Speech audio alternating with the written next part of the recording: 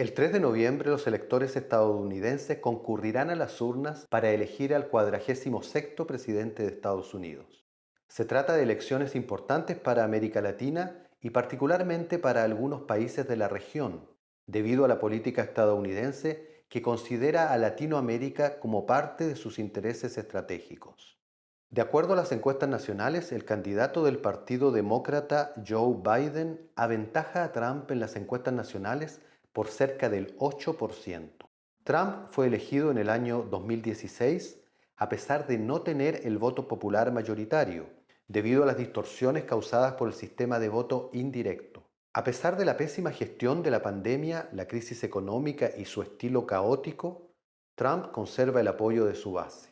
Marcelo Soler Vicens, cientista político, analiza cuál ha sido el impacto de la gestión de Donald Trump en América Latina y cuáles serán las repercusiones de estos comicios en la región. ¿Cuál es el balance del presidente Trump y sus posibilidades de reelección? La situación en Estados Unidos es compleja. Eh, Se plantea que hay la posibilidad por primera vez desde el año 90, cuando Bush padre perdió la reelección y antes fue Jimmy Carter, que no fue reelegido, que hay unas posibilidades ciertas de que el presidente Trump no sea reelegido. Es el debate que existe en este momento. Hace aproximadamente un año se pensaba que era muy posible que fuera reelegido. Eso para indicar que la tónica en Estados Unidos es que los presidentes son reelegidos por 2 mandatos, porque el periodo de mandato de 4 años es corto y en general entonces al presidente se le da la posibilidad de rectificar el tiro en su segundo mandato. Ahora, las encuestas señalan de que en realidad es posible entonces de que dependiendo de lo que ocurra en alrededor de 6 o 7 estados, que son los llamados swing states, vale decir los estados que cambian de opinión de una elección a otra, es posible entonces que los demócratas esta vez ganen la elección. Si es Biden, Joe Biden, el candidato demócrata, o Donald Trump, el candidato, el presidente saliente para ser reelegido, es más bien una especie de referendo sobre los años de Trump. Y en general eso puede decirse que hay una serie de factores. Por ejemplo, para los estadounidenses, de acuerdo a la encuesta, el tema principal es la economía. Recordemos que cuando Clinton decía, precisamente cuando Bush no fue reelegido, que ¿is the economy stupid? Es la economía el tema principal, ¿ya? Que en este caso también se volvió la economía el tema principal, producto de la crisis económica que existe como resultado de la pandemia. Hasta enero se planteaba de que en realidad Estados Unidos estaba en una buena situación económica, porque lo que hizo Trump fue restablecer una serie de mecanismos que permiten el desarrollo económico, vale decir, redujo los impuestos para las grandes fortunas, desarticuló, desreglamentó nuevamente el mercado de capitales, planteó toda su serie de políticas. Por lo tanto, existía un avance, aunque Trump nunca consiguió el 4% que había prometido que iba a volver en el crecimiento de Estados Unidos, lo máximo que llegó a un 2,9% de crecimiento. Pero después, con la pandemia, aumentó el empleo, hasta 30 millones de estadounidenses en un momento estaban sin empleo y, digamos, no se ve que la economía vaya a restablecerse. Y eso afecta profundamente los intereses. Lo segundo es que la pandemia, el trabajo con la pandemia ha sido catastrófico. Incluso sus propios partidarios señalan eso, lo cual hace que tiene una influencia muy negativa. Y el 20% es el segundo tema principal para los electores. Y esto va a afectar incluso los sectores que son mayores de 65 años, los cuales en la elección anterior habían votado principalmente por Donald Trump. Entre los republicanos el porcentaje era bastante elevado. Y por otro lado viene el tema de estas tensiones raciales que se produjeron y, digamos, el estilo Trump. vale decir, el estilo de polarización de los conflictos y el hecho que su gestión se ha transformado en una especie de neofascismo, puede decirse según algunos, según otros está marcado, digamos, por una especie de simpatía con los sectores que son supremacistas blancos y el auge que tuvo después del asesinato de Floyd, el hecho del movimiento Black Lives Matter. ¿Cómo se puede evaluar la política de Donald Trump en América Latina? En el fondo, la política exterior de Trump estos años se tradujo en, diríamos, en América Latina específicamente, en el retorno de la llamada doctrina Monroe. Pero no fue que Trump pensara en la doctrina Monroe. Trump en realidad planteaba la lucha contra lo que es el socialismo, el comunismo, la violencia en América Latina y abrir mercados para los Estados Unidos. Pero Bolton, por ejemplo, que planteaba abierto partidario de la doctrina Monroe. Por lo tanto, en esa medida, lo que se dio fue un estrechamiento, un reforzamiento de las instituciones estadounidenses de control en América Latina. Por eso adquirió una gran fuerza la OEA, la Organización de Estados Americanos, que había estado muy desdibujada en años anteriores y un poco dejada de lado. Incluso la política de Obama hacia Cuba era contraria a lo que se había planteado tradicionalmente con el rol de la OEA, etc. Entonces, en el fondo, esa política reservó y fortaleció países aliados ideológicos de Estados Unidos, como el caso de Colombia, el caso de Chile, el caso de incluso de México antes de la elección de Manuel López Obrador, y digamos estableció entonces incluso esta idea del tratado en Centroamérica, que es considerado en Estados Unidos, de acuerdo a las teorías modernas de la doctrina Monroe, como el espacio físico natural de Estados Unidos, que incluye a Centroamérica y incluye al Caribe.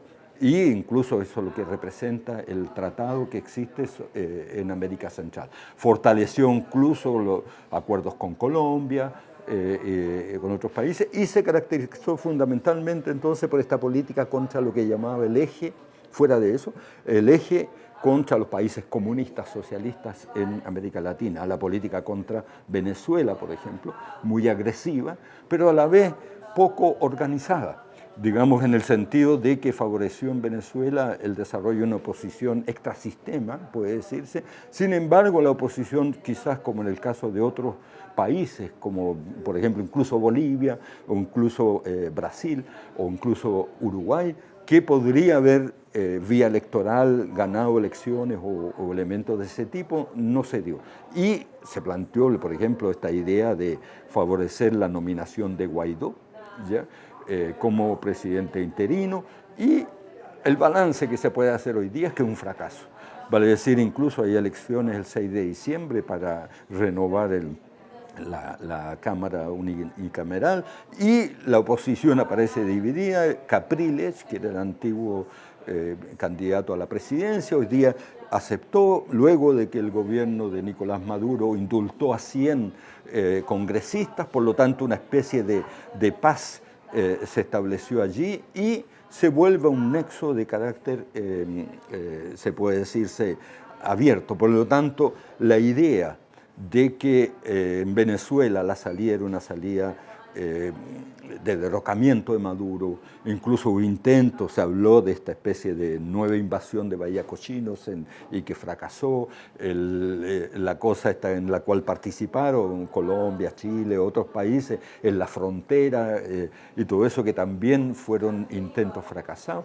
El hecho de fortalecer, digamos, el llamado Acuerdo de Lima, ¿ya? De los países del Acuerdo de Lima con respecto a Venezuela, la adopción se puede decirse, de ese acuerdo de democracia de la OEA con respecto a Venezuela también. Entonces, Venezuela aparece como un gran fracaso de la política exterior americana, en el sentido de que no logró resultados.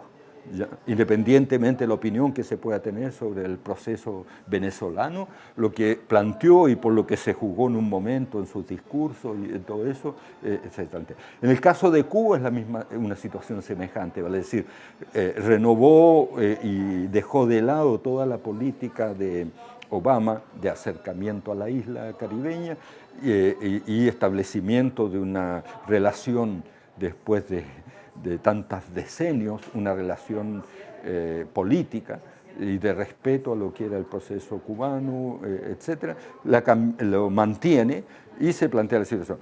Por otro lado, aparece fortaleciendo entonces las instituciones de carácter bilateral, pero, por ejemplo, en el caso de Brasil, por ejemplo, apoya abiertamente a Bolsonaro, que incluso los sectores de derecha en América Latina consideran que no es un payaso o no es alguien que incluso existe la afirmación de que él, o sea, lo que gobiernan realmente en el caso de Brasil son los militares, digamos, que están en el gobierno, existe un gran número de ministros que son militares y, digamos, la gestión de la pandemia en el caso de Bolsonaro también es muy baja.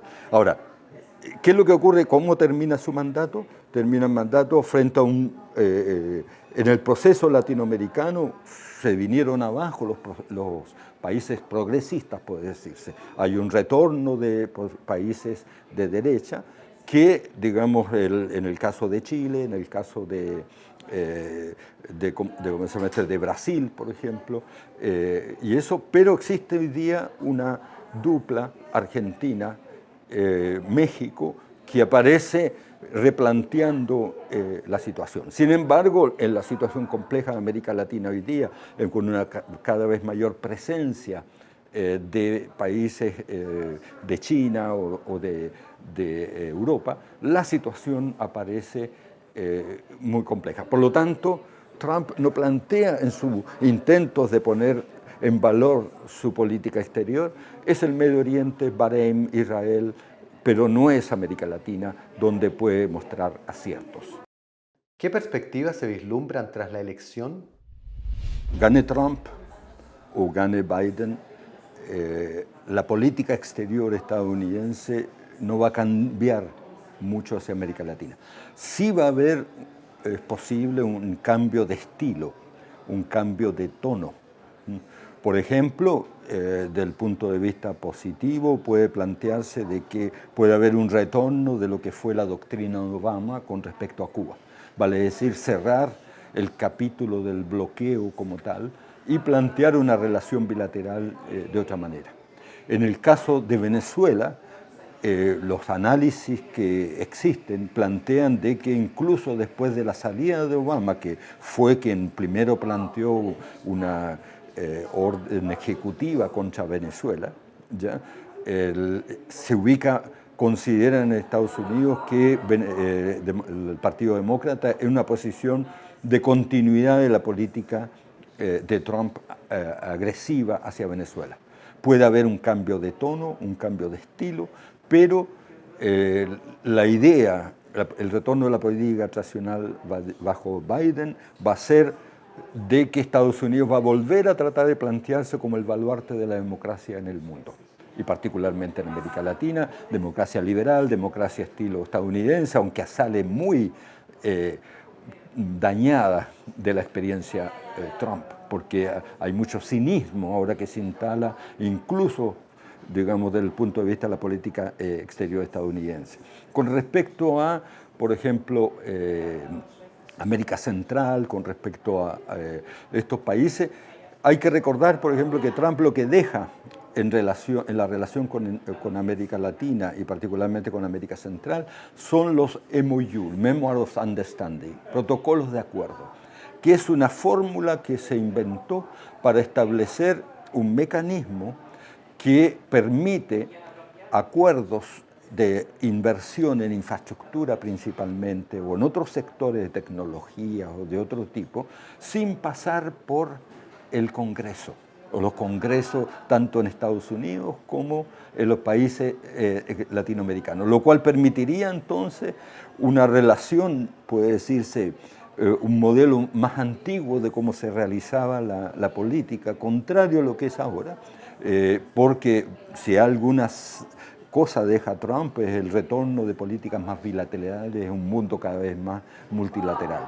Por lo tanto, es posible que Biden utilice ese tipo de cuestiones, pero en general puede señalarse que los ojos de Estados Unidos van a estar sobre todo en la relación con China, sobre todo en el caso de que gane Biden en restablecer los lazos con sus aliados, cambiar el estilo, asegurar una mayor presencia en África, por ejemplo, o en Asia, revitalizar la Alianza del Pacífico, que era algo que se planteaba con respecto a China, por ejemplo, pero, y sobre todo quizás una cierta continuidad, una mayor presencia en el Medio Oriente o la zona de conflicto ahí, porque en realidad lo que ha hecho Trump es principalmente por interés en mantener el voto de los sectores evangélicos y fue el apoyo al Estado de Israel. Y la instalación de la embajada en Jerusalén, el hecho del acuerdo ahora con los Emiratos Árabes y con Bahrein, que son todos mecanismos así, pero en el caso de Irán, por ejemplo, no consiguió establecer. Fortalece Arabia Saudita, pero digamos, Arabia Saudita no tiene una política cercana a las cosas de tipo más democrática. Entonces, en la práctica, sí puede haber un cambio de estilo, por ejemplo, en el caso de las políticas de migración, por ejemplo, migratoria. Vale decir, Trump, en su política agresiva, los primeros años fueron terribles, en el fondo, en su balance, no deja, solamente construyó alrededor de 5 kilómetros más del muro, el resto fue restablecido. Entonces, pero tiene esa política agresiva de migración que ha afectado mucho a México, Honduras, Guatemala, y en esa misma medida una llegada de Biden va a poder plantear un nuevo tipo de relación a ese nivel, de reubicar, digamos, una política migratoria como lo que hacía Obama, ¿ya? Porque en general va a restablecer, digamos, mecanismos, vale decir, la diferencia entre si gana Trump o gana Biden es que Trump va a seguir con la misma política agresiva, el mismo tono, y Biden lo que va a hacer va a restablecer lo que existía antes como política estadounidense. Pero los dos